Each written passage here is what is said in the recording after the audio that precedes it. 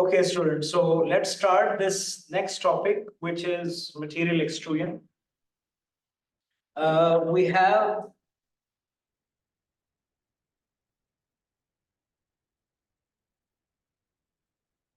yes, so we have already discussed how many processes we have discussed, students? Vat polymerization and powder bed fusion, these two. And the first few sessions, if you remember, were more introductory ones, right? So these are we are starting our third process now.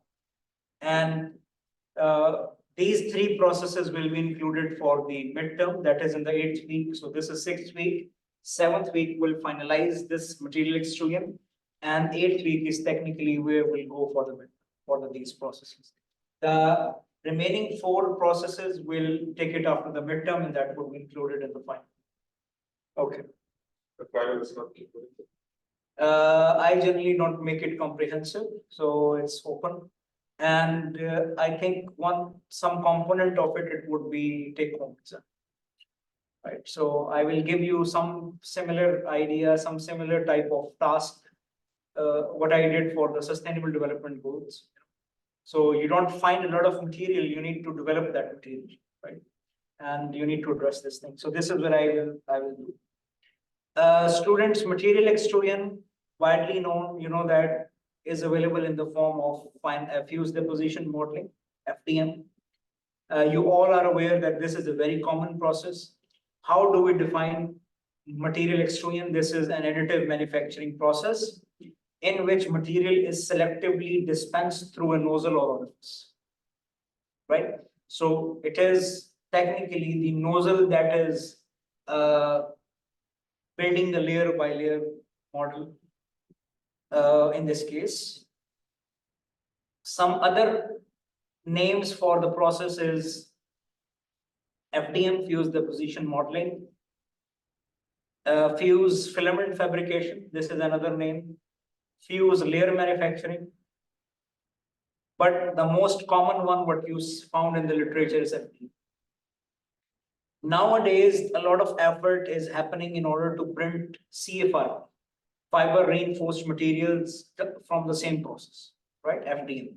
So the collaboration we had with Diva is also basically on the same idea. What Michael will work is also the same fiber reinforced printing of CFRP material. You'll be using the same process. We have some previous publications in the same area as well, right? So there's a lot of drive of CFRP printing, composites printing coming from the FDM background. We also had one senior design project where we tried to retrofit existing FDM into the CFRP printer. The effort was partially successful, although the print quality was not very good. We were able to print the material, but the quality was not very good. So it's still there. Maybe in future, if I find any senior design, I will go towards that. Okay. Material extrusion students machines have by far the largest install base of any EM technology, means they are most widely available in the market. Inexpensive machines are sold to the hobbyists at hardware stores like Home Depot, through multiple vendors on Amazon right now. Higher end industrial machines are available through dozens of companies. So there are, smaller inexpensive machines which are available at the hobbyist, and also some high end machines which are very precise, very good. They can deal with multiple materials. They are coming through different companies as well. But regarding the polymerization, there are also like small printers for. There are also small printers. Yes, that's true. Because I've seen some videos of hobbyist using printers to print. That's true. Figures. We are planning to buy this one. I need to check with Dr. Weil. I'll check with him.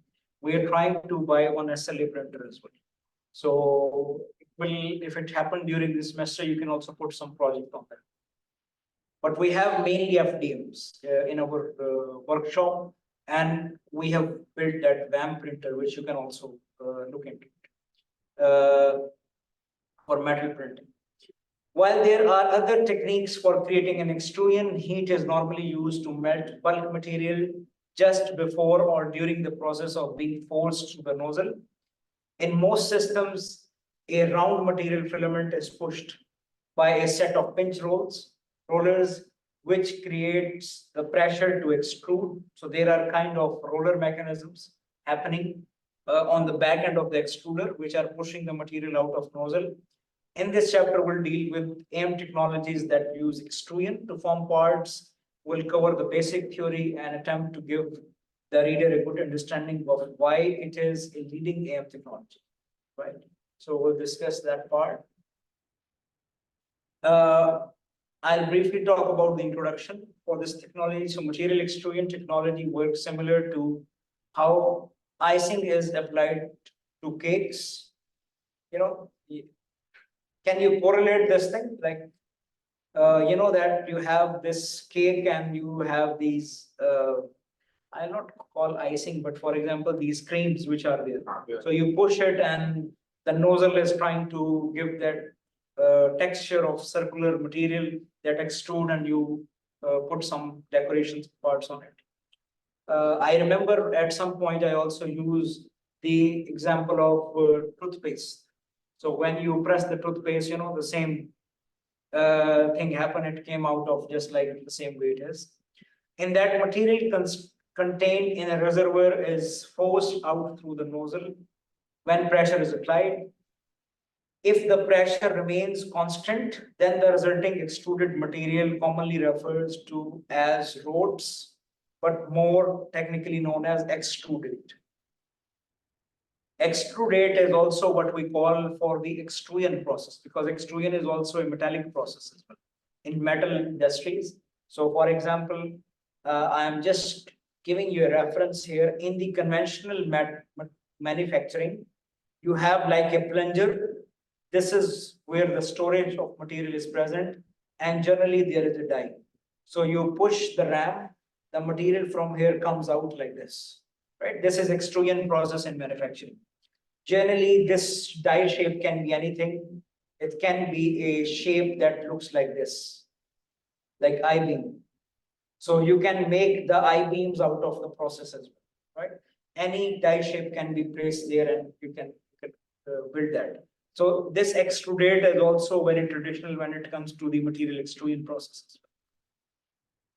So extrudate will flow at a constant rate and will remain at constant cross-sectional diameter. This diameter will remain constant if the travel of the nozzle across the depositing surface is also kept at a constant speed that corresponds to the flow rate. So you can see that there needs to be a lot of things that need to be maintained constant if you want the regular flow rate, if you want the constant cross-section, for example. The material that is being extruded must be in a semi-solid state when it comes out of the nozzle. This material must fully solidify while remaining in the deposited shape. Furthermore, the material must bond to the material that has already been extruded so that a solid structure can be constructed out. These are some of the requirements of the process in FDM. And the parameters are formed so that these requirements are met when you are successfully building the material. Since the material is extruded, the AM machine must be capable of scanning in the horizontal plane as well as starting and stopping the flow of material while scanning, you know. So AM machine can move, or the tool path, you know, that is a plane, horizontal plane. So it should be able to move in that plane while maintaining the ability that it can control, stop, and it can start the flow of material at the same time. Once the layer is completed, the machine must index upward or move the part downward. Depends on the construction. Some machines are where the parts move down, right? Some are the one where the material nozzle will move up, right? So that you can put the next layer. There are two primary approaches when using an extrusion process. The most commonly used approach is to use temperature as a way of controlling the material state. So generally the nozzle temperature, you know that this is the one that you generally use to control the material state, that it should be semi-liquid, for example. You do not want to melt it, you want to keep it in the semi molten state. Molten material is liquefied inside a reservoir so that it can flow out through the nozzle and bond with the adjacent material before solidifying. This approach is similar to the conventional polymer extrusion. So the one I have drawn just before, that's the regular extrusion process in manufacturing. Except the extruder is vertically mounted. In this case, the convention is not like this. In this case, in your case, it's the orifice is here, like this is the dive, and the configuration is vertical on the plotting system rather than remaining in the fixed horizontal position. So this is something there. An alternative approach is to use a chemical change to cause solidification. In such cases, a curing agent or residual solvents, reaction with air, or simply drying off the wet material permits bonding to occur, right? So there is an alternate approach to that, where you are working with some chemical processes to assist solidification. Parts may therefore cure or dry out to become fully stable. This approach can be utilized with paste material. Generally, in bioprinting, where they are printing gels, for example, nowadays, you can even print human tissues and stuff like that. So these are referred as bioprinters, right? If you search bioprinters, you will find a lot of similar to FDM processes, where they are more like having a syringe. So it's like a syringe mechanism, and hydrogel is there in the syringe. So they are just pushing the syringe like a hydrogel in certain configuration, and then these chemical processes, they are there to assist the solidification, right? But you found them, they are more, I think it's mentioned here as well. Additionally, it may be more applicable to biochemical applications, where materials have biocompatibility with living cells. So people who are printing now organs, skin, tissues, for example, it's technically the base is FD, but the way they are using the solidification is through chemical process. And then they combine it with a living cell. So they are trying to, print, as I told you, organs, tissues, stuff like that. And so choice of material is very restricted. However, industrial applications may also exist, perhaps using reaction, injection molding related processes rather than relying entirely on thermal effects. So there are different mechanisms which are there. Reaction, injection molding related processes rather than relying entirely on the thermal process. So these are injection, like the syringe mechanisms I have to. So there are different variations to it, and generally the syringe based mechanism you use in order to work with such type of materials. Basic principle, there are a number of key steps, features that are common to any material extrusion system. Loading of material, how the material will load. Generally, that there is a spool of wire on the back end that is fixed either on the printer itself, or there are different locations where it can be there. So this spool of wire is there that would provide the material, liquefaction of material, then application of pressure to move the material through the nozzle, then the extrusion itself, plotting according to the predefined path, like on the plane where to print, for example, in a controlled manner, bonding of the material to itself or secondary build material to form a coherent solid structure. So whatever layer has been previously built, on the top of it, you are building another layer, right? Which is crucial in order to build the solid structure. Inclusion of support structures to enable complex geometric features. So this is something which you do. If I split the whole concept into its different steps, then students, we talk about each one now in detail. First one is material loading.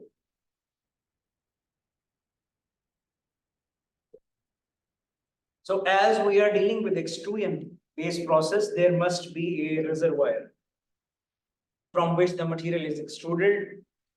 This could be preloaded with material, but it would be more useful if there was a continuous supply of material into the reservoir. If the material is in the liquid form, then the ideal approach is to pump this material. Most bulk material is, however, supplied as a solid form, like an FDMs. It's a solid spool of wire, which is the most suitable method to supply are in the pellets or powder form, or where the material is fed in the continuous filaments. The reservoir itself is therefore a main location for the liquefaction process. Pellets, granules, powders are fed through the reservoir under gravity. So generally, if you have seen, these are the extruders which are used to build filament. Like what he's saying, granulars, pellets, and all these things. There is a kind of extruder that is something like this, and it has this, it has these threads on the extruder itself. So you put the raw material here, right, from the hopper, and then it comes out from here, like this rotates, the threads rotate, it mix everything, and you have a kind of heaters, electric heaters present here. So it comes out as a filament, and then there are filament winding setup, which is present on there, right? So it's technically talking about that process. Materials that are fed through the system under the gravity requires a plunger or compressed air to force it through a narrow nozzle. Screw feeding not only pushes the material through the base of the reservoir, but can be sufficient to generate the pressure. So the one I have constructed is this one, where the screw feeding mechanism is present. A continuous filament, which is by far the most common feedstock material. Feedstock means the raw material can be pushed into the reservoir chamber using pinch rollers. So this is now we're talking about exactly how this filament will get pushed into the nozzle. And we'll talk about the second part now, which is the liquefaction. So the extrusion method works on the principle that it helps the reservoir if that what is held in the reservoir will become a liquid and then can eventually be pushed through the die or nozzle. As mentioned earlier, this material could be in the form of solution that will quickly solidify following the extrusion, but more likely this material will be semi-liquid because of the heat applied to the reservoir chamber. So if you see, the filament material is here, this filament material is passing through these pinch roller feeding mechanism systems. So these rollers, they technically rotate. And if you open the extruder, you will find that there are assisting motors here, right? These motors are controlling the roller mechanism, right? So these motors are there, and there are some complex gear mechanism as well that can put the both rollers the same desired speed. The larger the reservoir, the more difficult this can become for the numerous reasons related to the heat transfer. Let me read this thing. I think I missed something. Okay, such heat would normally be applied by a heated coil wrapped around the reservoir, and ideally this heat should be applied to maintain the constant temperature in the melt. So you have technically in this region, you have the heaters which are applied there. The larger the reservoir, the more difficult this become for numerous reasons related to the heat transfer. Thermal currents within the melt, change in physical states of molten material, location of the temperature sensors. So one of the big challenges to keep the temperature constantly in this region, right? So this is where it is around the reservoir, and ideally this heat should be applied to maintain the constant temperature in the melt. The larger the reservoir, the more difficult this can become. So this is the ideal scenario, but there are, because of these several reasons, it's difficult to keep the temperature constant. One thing is the large reservoir volume itself, and there are numerous reasons related to the heat transfer, thermal currents within the melt, changes in the physical state. So technically, this is a challenge. You can say that in the process. The material inside the reservoir should be kept in the molten state, but care should be taken to maintain it as low a temperature as possible, since some polymer degrade quickly. Again, you need to keep it in the molten form, but you need to make sure that you don't extra heat the material, right? At the minimum possible temperature, you keep the liquid. Why? Because polymers have a tendency that they can degrade very quickly at a higher temperature. If you go to the temperature higher than the certain ranges, there are chances, because you know that these are more like a polymeric chains which are attached together. So these polymeric chain at higher temperature have a tendency to get separate, which means that the polymer will lose the lose, for example, degrade means that it will lose the ability. So when it solidifies, it doesn't have that much strength. So this is the thing, and higher temperature could also burn, leaving residue on the inside of the reservoir that would be difficult to remove, and that would contaminate further melt. A higher temperature inside the reservoir also requires additional cooling following extrusion. So again, you need to temperature control, you can say that is a bit complex here in this part.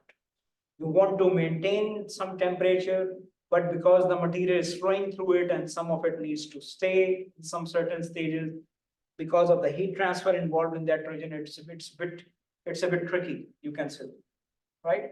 And also you need to know the material, polymeric material properly, so that you can control the flow properly in that region.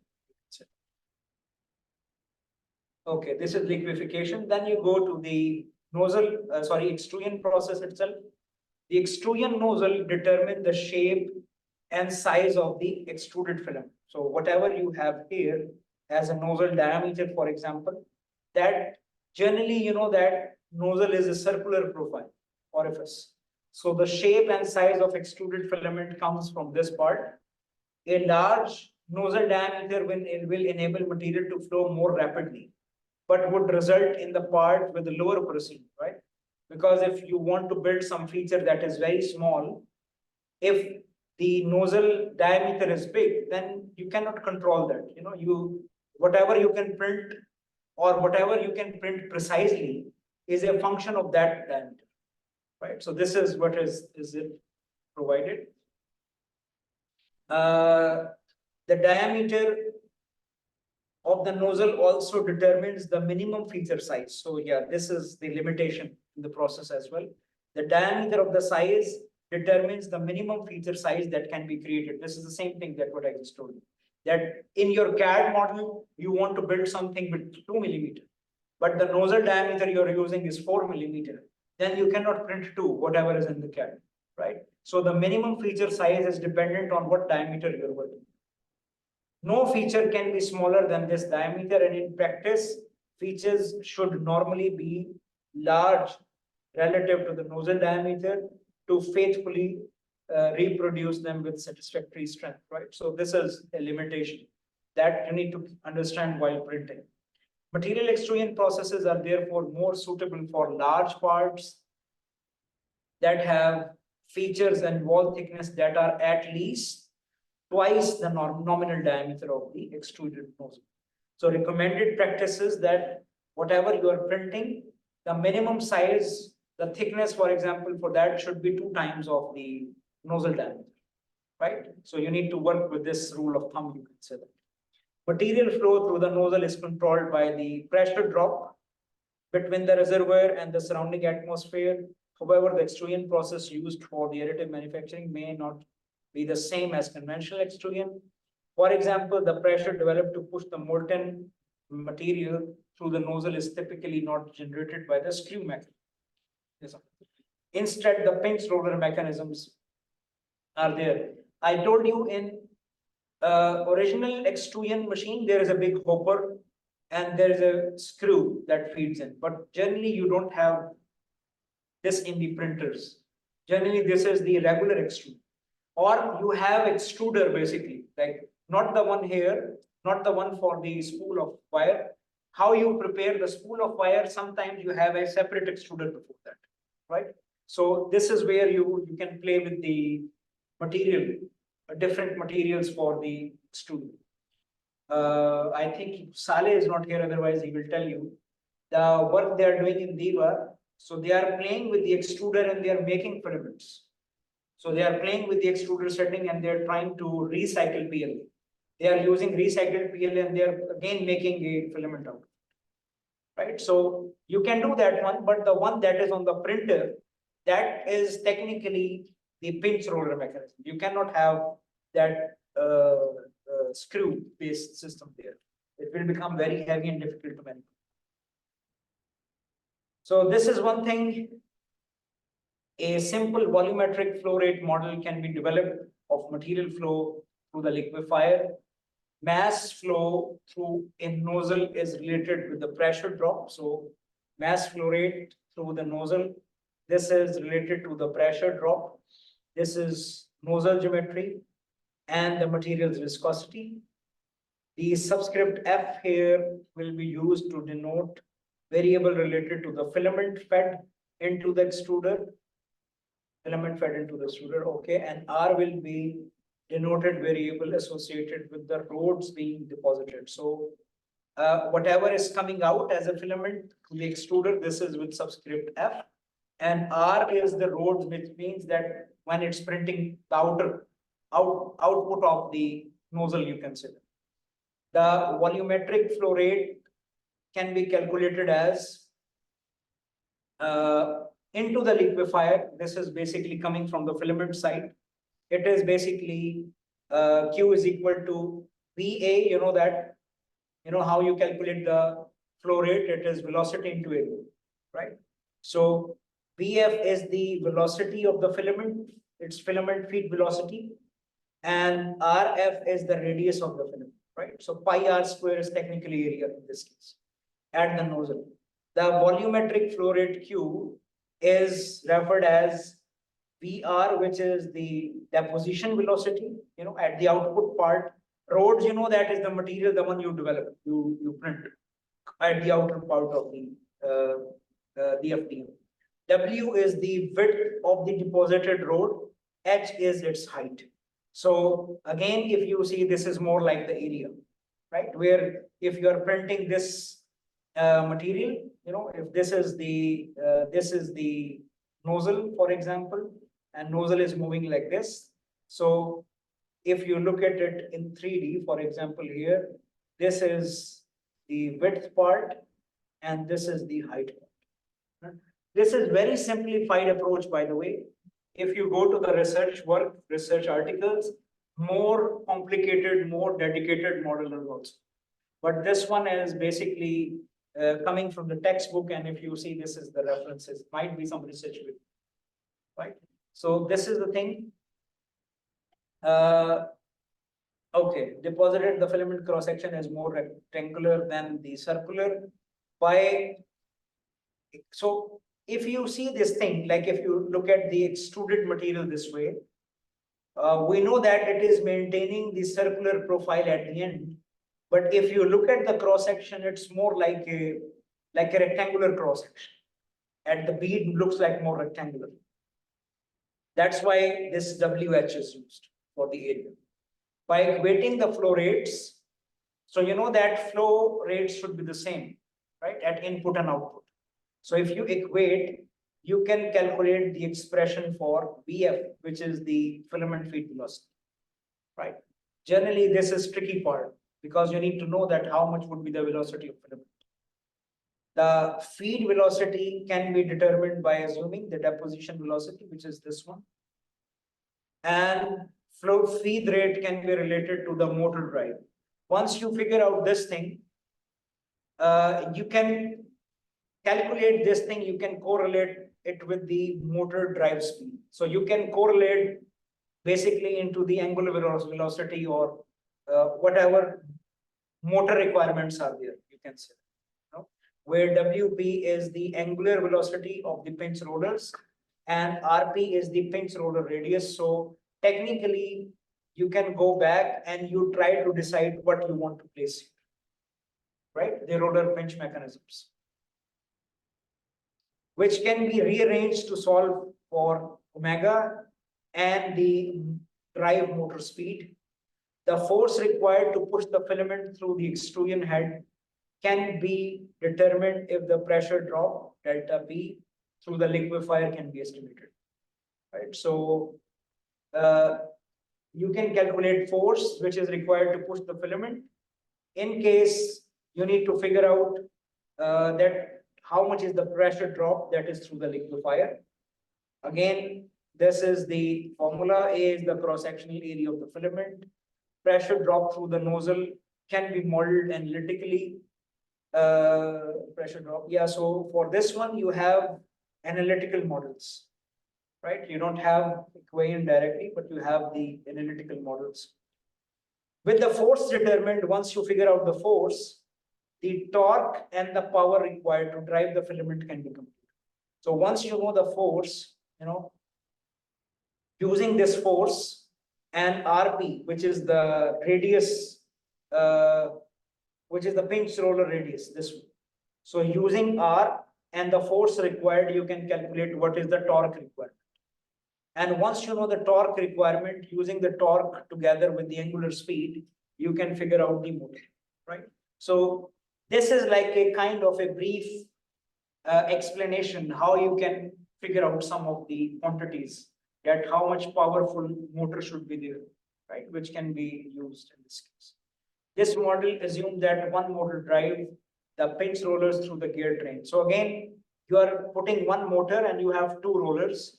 So technically speaking, you will put the power on one, and there is a gear on that will drive the other one at the same time, right? So these are the some of the calculation work. I do not have any numerical here where you can put the values. In the textbook, it's only this number, these equations. There is nothing with the term of number.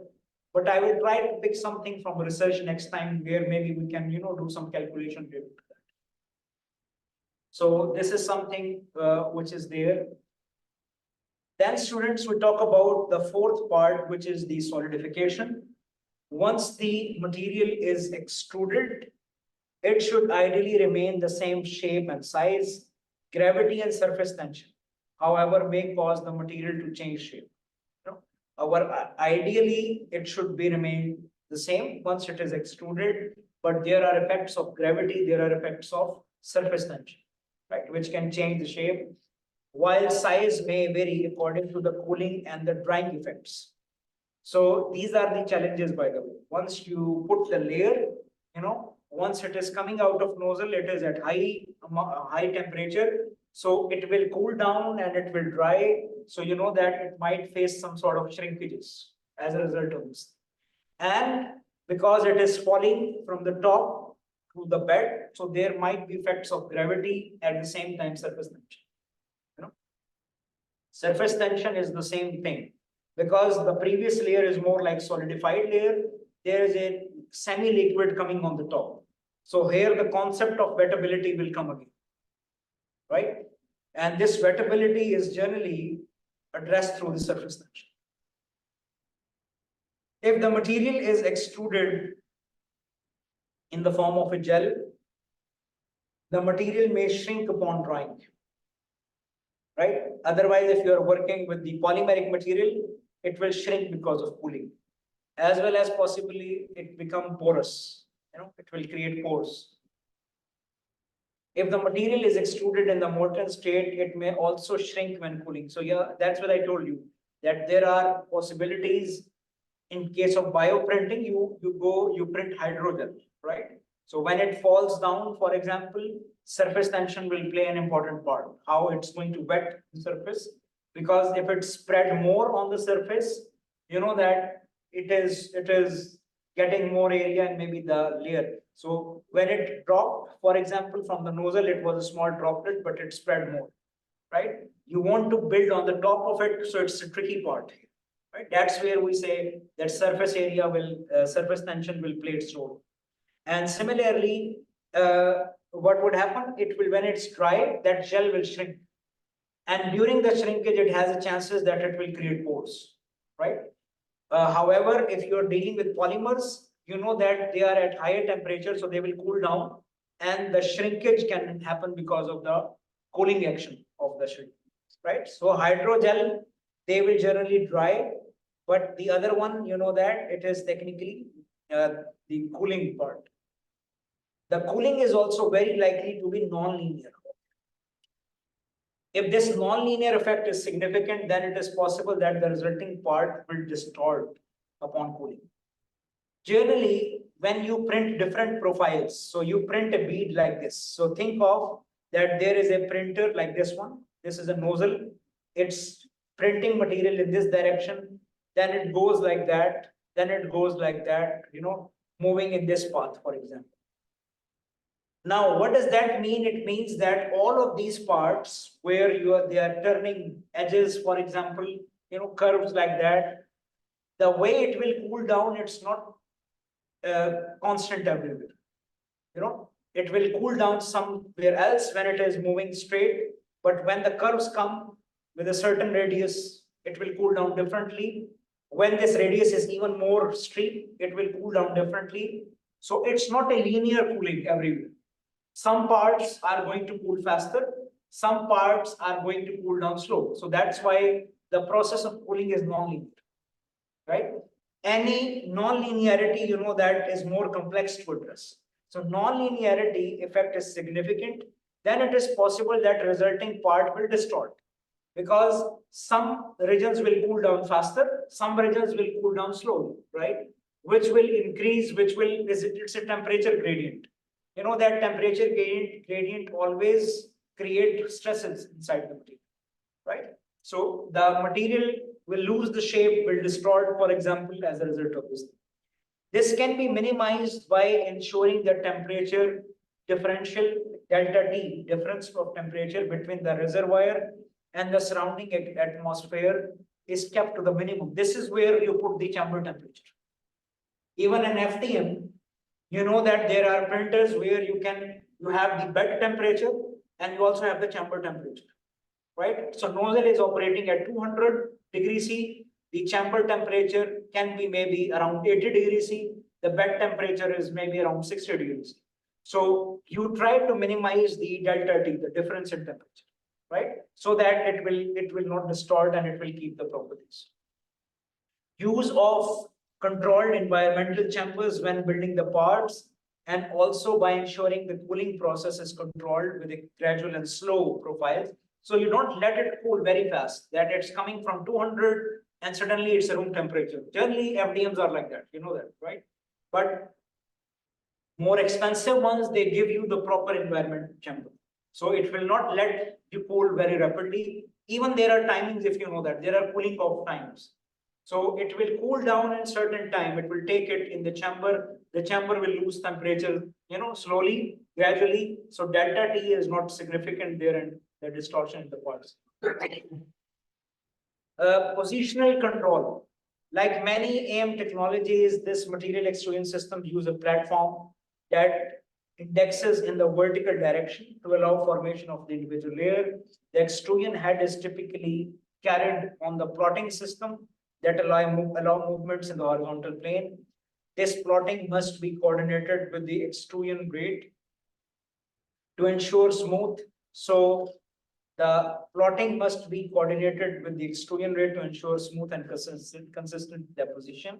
Since the plotting head represents a mass and therefore contains inertial effects, that's true. When moving in a specific direction, any change in direction must result in the deceleration followed by acceleration. So, did you get what they are saying here?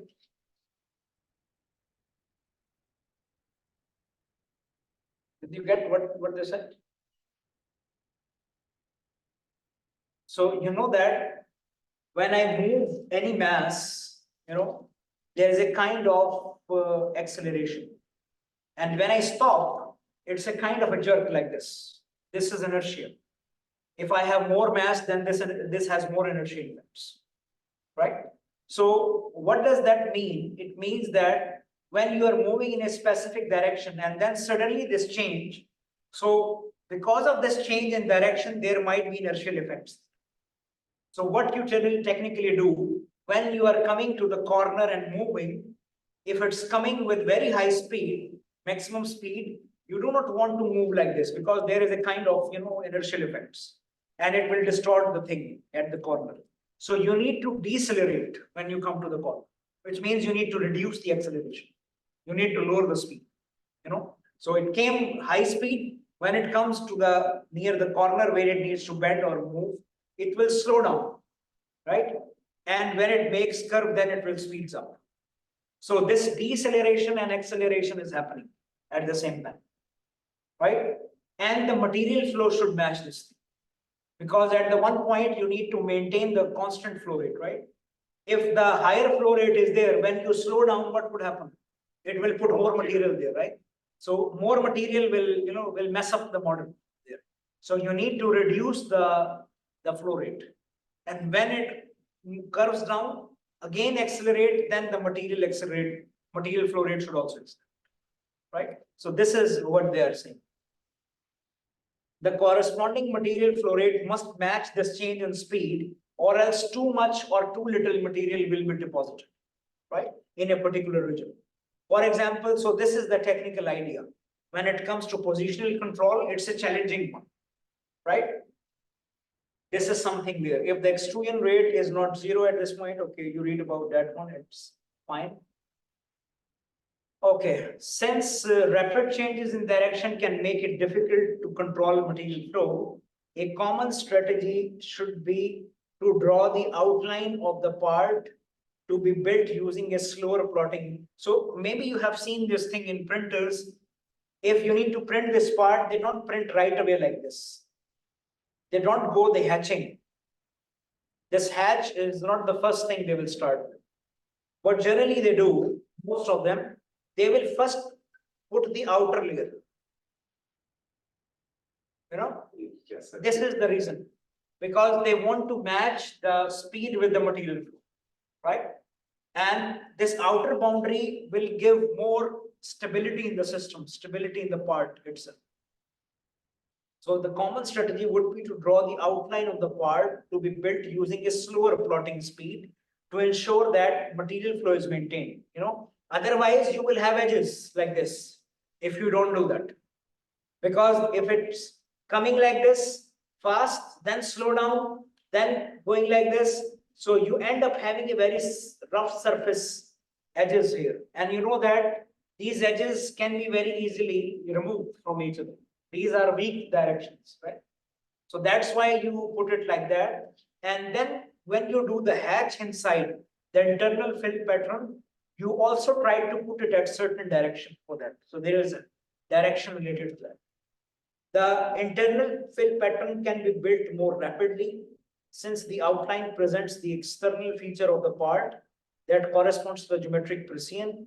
This outer shell also represents a constraining region that will prevent the material. So again, same thing I told you, that if you have already one material here, then when you come and do like this pattern, it will not, the outer boundary will not let the material go outside, right? So it will kind of cover that part.